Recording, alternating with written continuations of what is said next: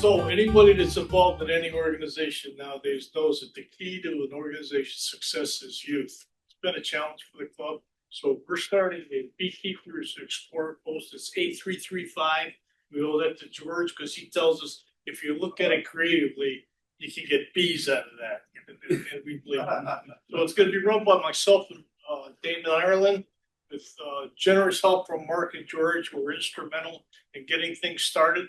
I'd like to give a little bit of a plug to Park right now. We have a very young district executive. She's 22 years old. She looks like she's about 12.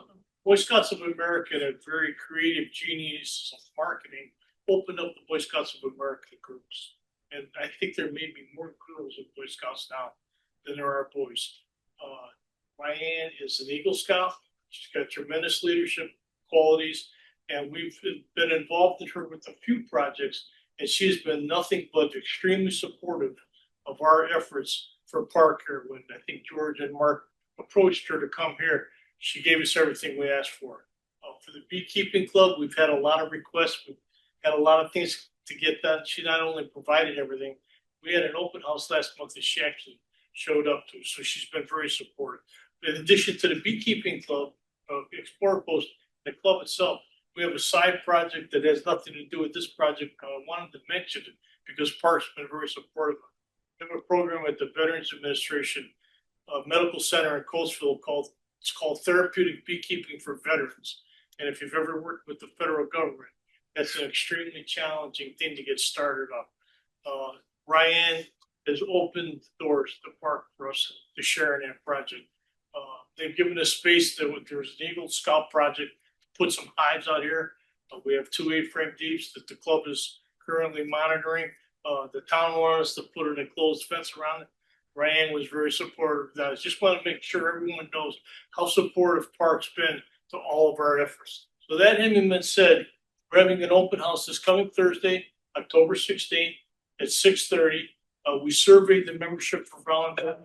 Got a very generous input of volunteers. I have some flyers, some paper flyers. If you want electronic copies, I can give you them as well.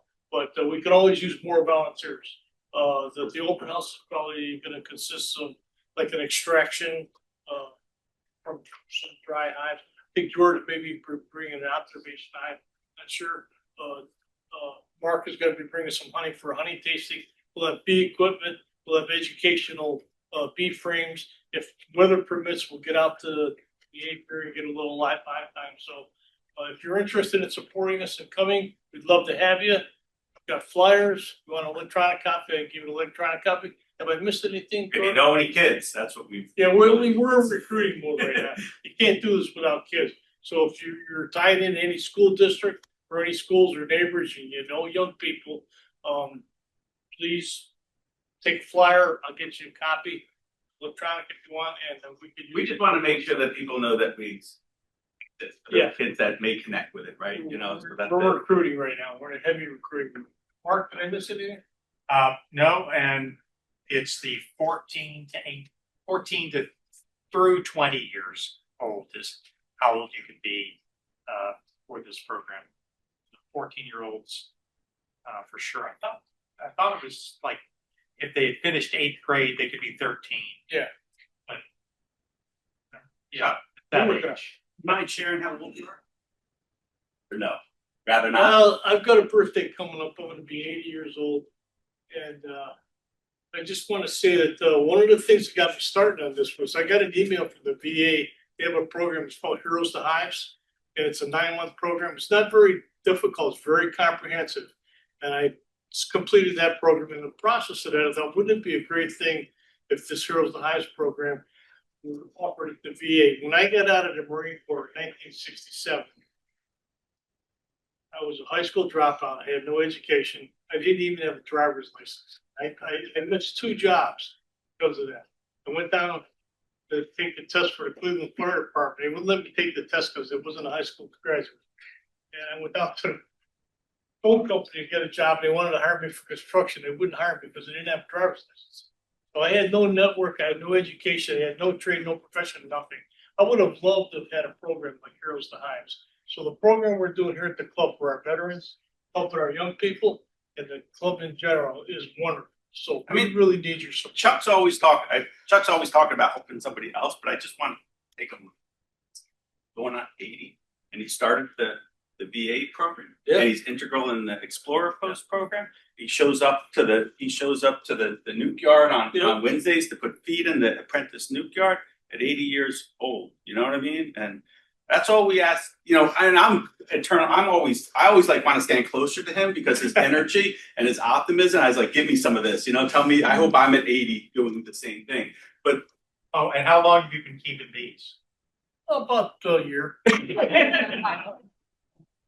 so Chuck can do it. We all can do it. One of my life's heroes was Muhammad Gandhi, and Muhammad Gandhi had a great quote. He said, "Live life like you're gonna die tomorrow. Learn like you're gonna live forever." And I'm learning like I'm gonna live forever because I know I'm gonna see 100. So I got another 20 years. So we had the drone congregation event at my house, and Chuck shows up, and he's on my team, and we're hiking like a mile or 2 miles trying to find holding balloons, and about half a mile into the trip, he says, "My pacemaker's going off." I was like, "No, sit down." He said, "No, I'm okay." I'm like, maybe we should like stop this event. You know, he's like, "Nah, no worries." Okay, For a year now, it's working fine. he said, "It's doing what it's doing." So anyway, so the moral of the story is there's room for people to show up and get involved, and if you show up and get involved, you will do something positive probably. So that's all I wanted to highlight. Thank you. We're thankful for everyone who helps out. Thanks, Chuck. And we have one last. Board elections, yes. I am not the board chairman. I am not on the board, but we do, in November meeting, we do have our board election. So we will be electing 2 open positions. The people that are up for re-election are Janet and Patrick. Janet will not seek another term. Patrick will.